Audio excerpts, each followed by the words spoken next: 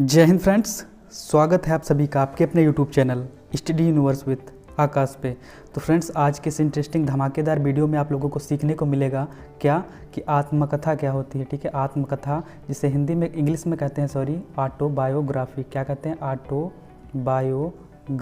ठीक है, ऑटोबायोग्राफी। अब बात करते हैं आत्मकथा। तो आत्मकथा क्या होता है, तो इससे हमको देखिए, कोई भी हिंदी का वर्ड मिले उसका ऑपरेशन कर दीजिए। ठीक है, ऑपरेशन करने का मतलब उसको चीड़ फाड़ दीजिए। तो आत्म दो भागों में बढ़ जा रहा है। क्या? आत्म और कथा।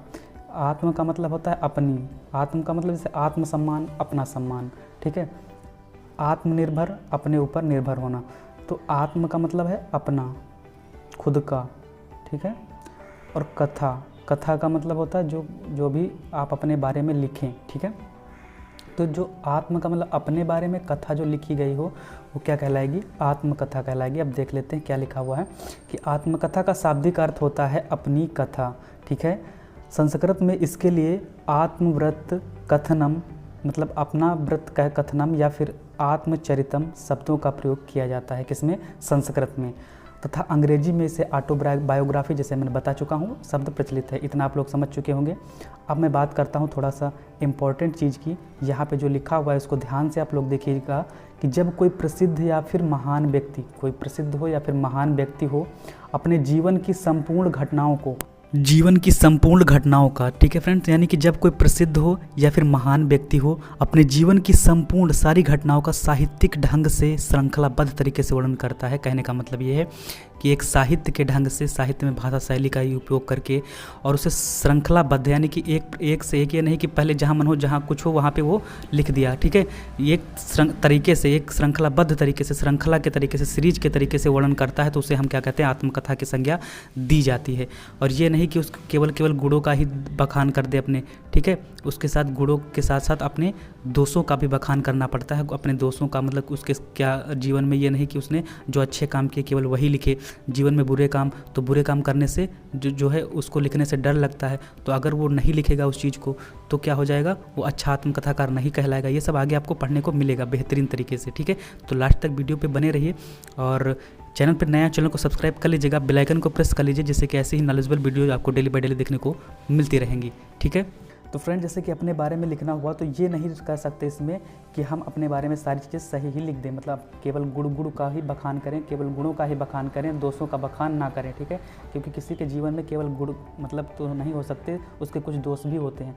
तो ऐसा नहीं है कि हम जो है आत्मकथा लिखते वक्त केवल अपने गुण ही लिखें कि मैं ऐसा करता था, मैं इतने में टॉप किया मैंने, ठीक है, मैंने यहाँ गया, मैं वहाँ गया और मैंने ये चीज़ें हासिल की अपने जीवन में। तो कुछ उसके कुछ दोष भी होंगे उसके जीवन के, तो दोनों चीज़ों को बराबर लिखना होता है। ठीक है, गुण और दोष दोनों को, तभी आप अच्छे आत्मकथाकार माने जाएंगे।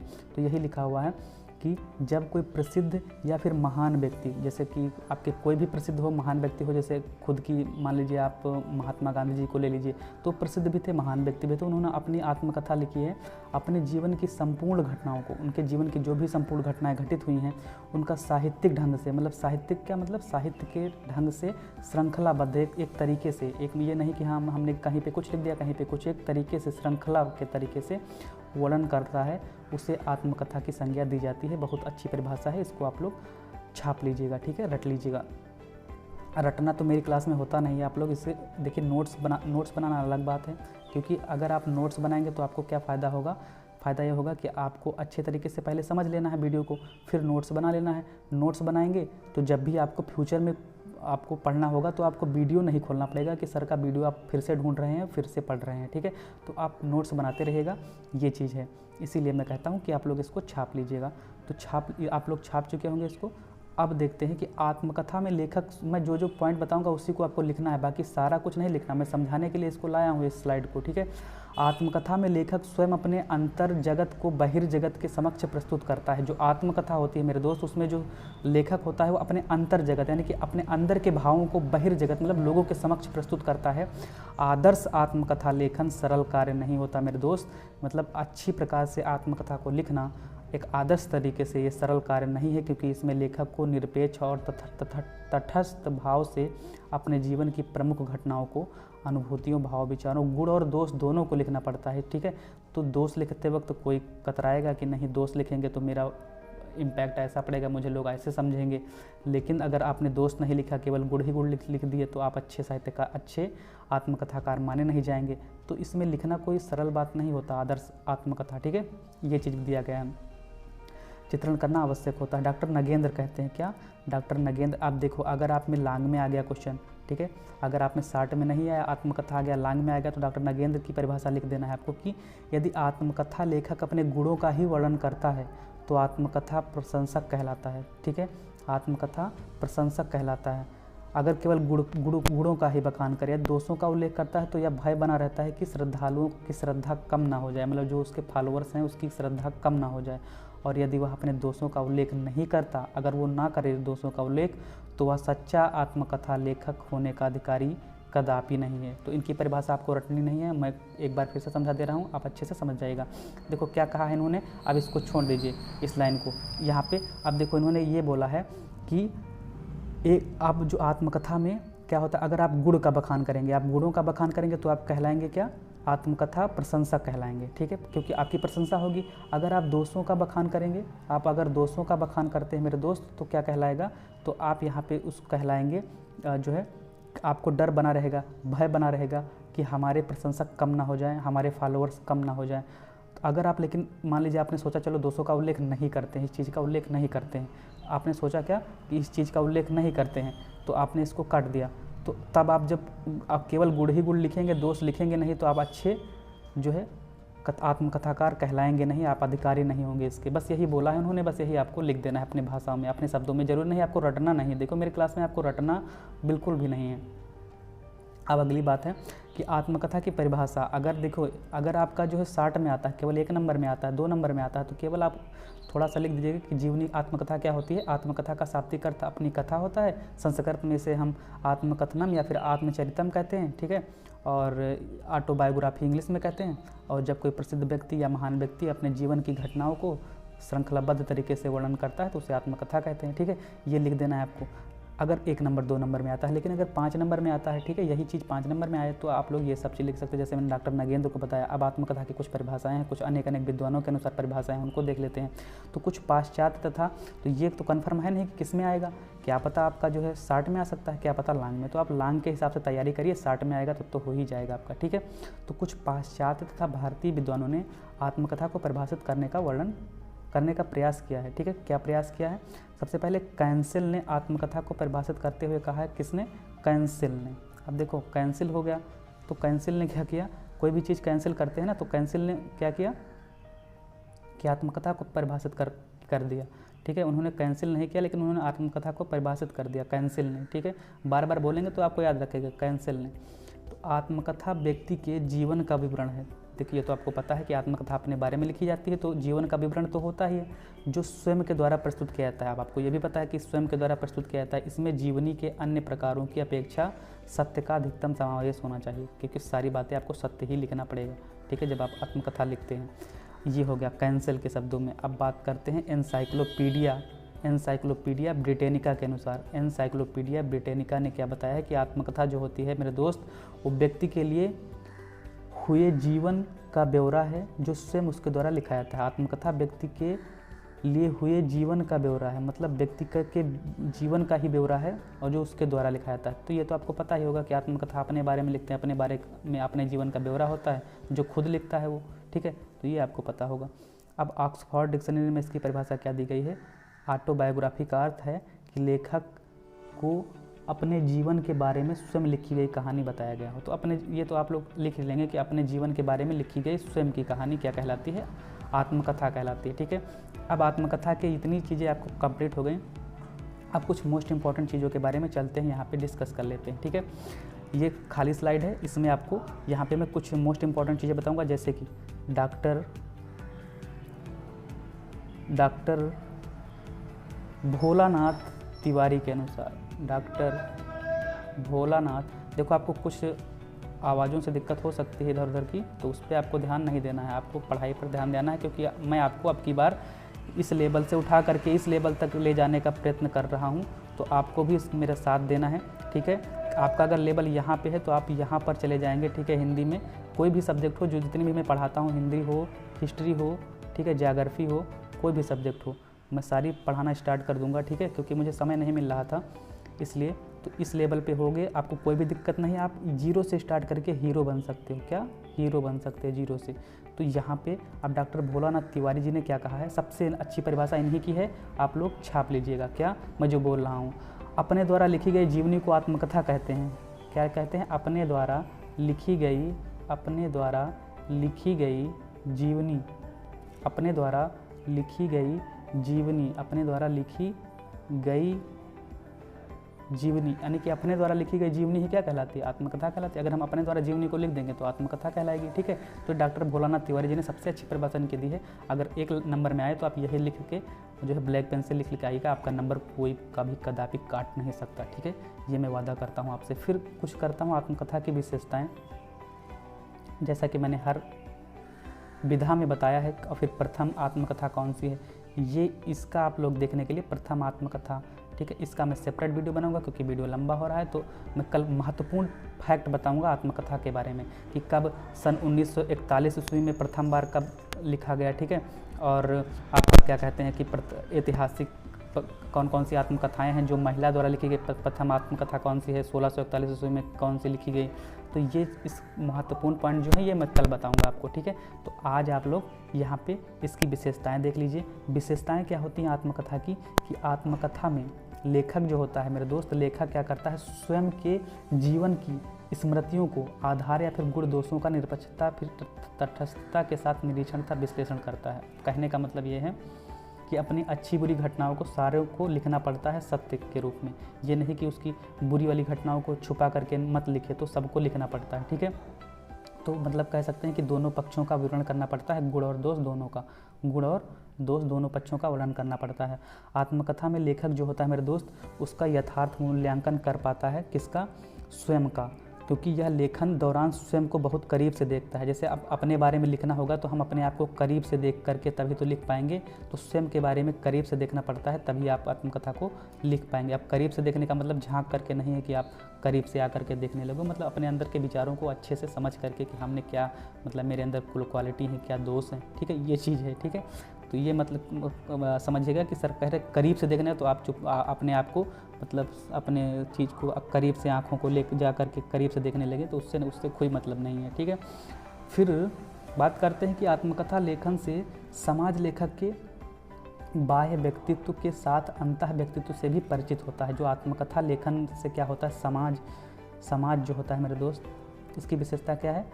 विशेषता समाज जो होता है, अगर कोई आत्मकथा लिखा तो समाज जो होता है उससे प्रभावित होता है कि हाँ, जैसे कि आपने गांधी जी के बारे में पढ़ा तो आप भी प्रभावित होंगे कि हाँ, गांधी जी ने ये किया था तो मैं भी कर सकता हूँ, क्यों नहीं कर सकता, वो भी एक व्यक्ति है, मैं भी एक व्यक्ति हूँ, ठीक है।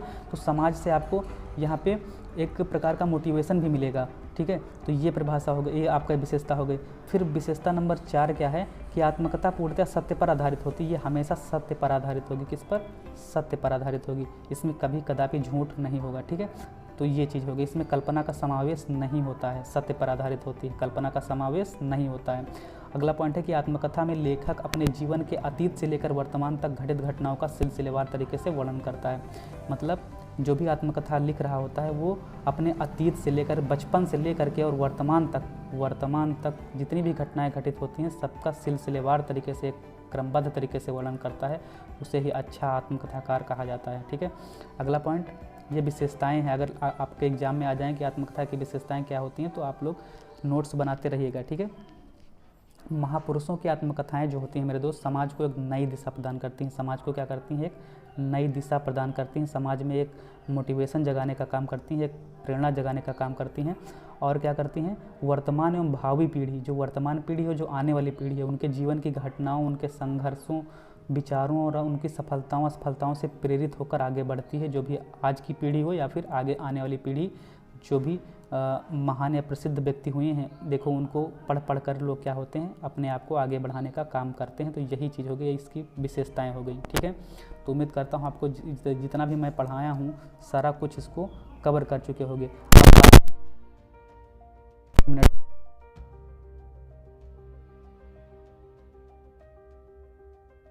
क्या है, सबसे पहला तत्व है वर्ण विषय।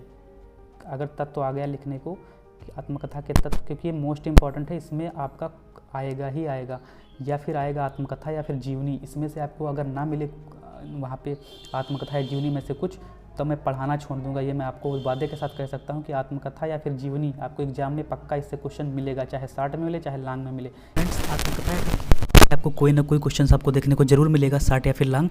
तो मैं बता रहा था क्या कि तत्व क्या होते हैं आत्मकथा के तत्व, ठीक है। तत्व में आपको यहाँ पे थोड़ी सी प्रॉब्लम हुई होगी क्या कि वॉइस जो होगी बीच में रुक गई होगी, ठीक है, तो अब नहीं दिक्कत होगी इसकी। तो तत्व क्या होते हैं मेरे दोस्त, वो मतलब आत्मकथा को लिखने के लिए कौन कौन से तत्व की जरूरत पड़ती है। तो सबसे पहला जो तत्व है आपका वो क्या है, मैं बता चुका हूँ, वर्ण विषय। वर्ण या विषय, ठीक है।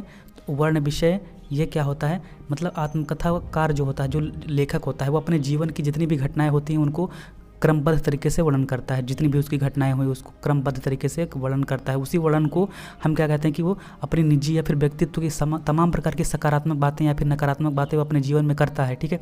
उसी को हम कहते हैं वर्ण विषय, ठीक है। ये आपका पहला तत्व हो गया। अब दूसरे तत्व पे बात करते हैं। इस केवल आपको तत्व ही डाल देना है, हेडिंग ही, और बाकी जो मैं बोल रहा हूँ वो लिख लेना है। और एग्जाम में इतना कुछ नहीं लिखना है। एग्जाम में अगर 2-4 नंबर का आता है तो आप 1-2 पेज का लिख देना है, बस बहुत हो गया, ठीक है। मैं आपको समझाने के लिए, देखिए मेरी तरफ से कसर नहीं छोड़ता हूँ, मैं पूरा पढ़ा देता हूँ। अब आप जितना लिख पाएँ वहाँ पर वो आपकी मर्जी है, ठीक है। तो अपने हिसाब से लिखेगा, अगर शॉर्ट में आए तो शॉर्ट लिखेगा, लॉन्ग में आए तो लॉन्ग लिखेगा, ठीक है। अब बात करते हैं चरित्र चित्रण की। सेकंड जो तत्व है इसका कि चरित्र चित्रण क्या होता है। चरित्र चित्रण क्या होता है, चरित्र चित्रण। तो चरित्र चित्रण में वही होता है कि जो आत्मकथाकार होता है उसके बारे में क्या होता है, क्या चीज़ वो लिख रहा है, ठीक है। तो उसी के बारे में चरित्र चित्रण हो गया। तो खुद ही लिखता है मनुष्य, ठीक है, तो वही हो जाएगा उसका चरित्र चित्रण, उसी के बारे में। फिर अगला आता है देश काल। देश काल, कौन सा काल, देश काल। मैं पूछूंगा कौन सा काल, तो आप बोलेंगे सर देश काल। देश काल क्या होता है, देश काल मतलब ये जो होता है, ये आत्मकथा की जीवंतता लाने के लिए, उसमें मतलब जीवन का अनुभव करने के लिए जीवंतता ला दे, वातावरण का उसमें समावेश कर दे, ठीक है। देश काल का मतलब वातावरण की चीज़ों को उसमें डाल दे, तो उसी को देश काल कहते हैं, जिससे कि लोग प्रभावित हों, ठीक है, उनको अच्छा लगे पढ़ने में। तो तीसरा पॉइंट हो गया, तीसरा तत्व हो गया। अब चौथे तत्व की बात करते हैं। चौथा तत्व है भाषा शैली। तो वो जो भाषा शैली होती है मेरे दोस्त, वो भी इसका एक इम्पॉर्टेंट फैक्ट होता है, इंपॉर्टेंट तत्व होता है, इंपॉर्टेंट एलिमेंट होता है। तो भाषा शैली भी क्या होनी चाहिए, सहज एवं सरल होनी चाहिए। किसकी, आत्मकथा की, जिससे पढ़ने में जो है सरलता हो, ठीक है, सहज और सरल होनी चाहिए। तो ये हो गया। अब अगला पॉइंट, 5वां पॉइंट है आपका उद्देश्य। तो उद्देश्य क्या होता है, उद्देश्य यही होता है कि जो भी लिखता है वो अपने जो है आत्म मूल्यांकन के लिए करता है। जो भी लिखेगा तो अपने खुद के बारे में लिखेगा, तो खुद को मूल्यांकन करने के लिए वो उद्देश्य उसका वही होता है, ठीक है। तो ये उद्देश्य होगा। ये 5 तत्व आपको याद रखने हैं, ठीक है। कौन कौन से, सबसे पहला वर्ण विषय। वर्ण विषय कौन सा, मेरे साथ बोलिएगा मेरे दोस्त, वर्ण विषय सबसे पहला है आपका वर्ण विषय। फिर दूसरा है आपका यहाँ पे चरित्र चित्रण, और तीसरा है आपका, दूसरा है चरित्र चित्रण, तीसरा है आपका देश काल, ठीक है, देश काल, और 5वां है आपका भाषा शैली, और छठा है आपका क्या, उद्देश्य, ठीक है, उद्देश्य। ये आपके 5 तत्व हो गए। ये दूसरा नंबर का है, पहला वर्ण विषय है, ये तीसरा हो गया, ये चौथा हो गया, ये 5वां हो गया, ठीक है। तो 5 ये तत्व हो गए। अब बाकी की जो अगले जो जितने भी महत्वपूर्ण तथ्य हैं, जो भी इंपॉर्टेंट फैक्ट्स हैं, वो मैं अगले वीडियो में, मतलब नेक्स्ट वीडियो में कवर करूँगा, क्योंकि वीडियो बहुत लंबा हो रहा है तो आप लोगों को बोरिंग सा प्रतीत होगा, ठीक है। और अगर बोरिंग ना लगे तो कमेंट सेक्शन में आप लिख सकते हैं कि सर बोरिंग नहीं लगता है, तो मैं जितना भी लंबा चाहूँ मैं वीडियो ले सकता हूँ या नहीं ले सकता हूँ, आप लोग कमेंट सेक्शन में बताइएगा, ठीक है। तो महत्वपूर्ण तथ्य को आप ये बताइएगा कि मेरी क्लास बोरिंग लगती है कि नहीं लगती है, ठीक है। ये जरूर बताइएगा कमेंट सेक्शन में कि बोरिंग लगती है कि नहीं लगती है। तो महत्वपूर्ण तथ्य जो है इसमें क्या क्या मैं बताऊँगा कल, ये आप लोग देख लीजिएगा। तो कल मैं बताऊँगा कि सबसे प्रथम आत्मकथा कौन सी है, ठीक है, प्रथम आत्मकथा कौन सी है, और हिंदी साहित्य की कुछ महत्वपूर्ण आत्मकथाएं बताऊंगा, जैसे कि प्रवासी की कहानी किसने लिखी है, मेरी आत्मकहानी किसने लिखी है, मेरी जीवन यात्रा किसने लिखी है, आत्मकथा कब लिखी गई, 1947 में लिखी गई थी डॉक्टर राजेंद्र प्रसाद द्वारा। तो ये सारी चीज़ें बताऊंगा, और ये बताऊंगा कि हाँ, इसको डिटेल से बताऊंगा। मैं इसलिए ये बता रहा हूँ क्योंकि कल आपको मैं ओवरव्यू दे दूँ कि इतना आपको पढ़ना है, ठीक है। और ये बताऊँगा कि प्रथम लेखिका, जो महिला लेखिका, उन्होंने क्या आत्मकथाएँ लिखी हैं, कौन कौन सी लिखी हैं, ठीक है, और कब लिखी हैं, और कुछ महत्वपूर्ण तथ्य, जैसे कि सन 1641 ईस्वी में बनारसी दास जी ने एक रचना की थी, उसको हिंदी का प्रथम प्राचीनतम आत्मकथा माना जाता है, वो क्या है, वो सब कुछ कल बताऊंगा। बाबू बनारसी दास जी ने जो है 1941 में कुछ लिखा था, तो उसको प्रसिद्ध आत्मकथा कहते हैं। तो ये सब चीज़ें मैं कल महत्वपूर्ण, ये जो कल की क्लास होगी ना, एकदम 3 स्टार मार करके आप लोग चलिएगा कि ये बहुत ही इंपॉर्टेंट है। ये या तो आप अगर आपके MCQ आने वाला है कुछ, उसमें आपको पक्का पूछे जाएंगे, या फिर 60 पे पक्का आएंगे, तो वो क्लास आप लोग मत छोड़िएगा, ठीक है। तो उम्मीद करता हूँ कि आज जो है आप सब लोगों को समझ में आ गया होगा। अब मिलते हैं नेक्स्ट वीडियो में, तब तक के लिए जय हिंद, जय भारत।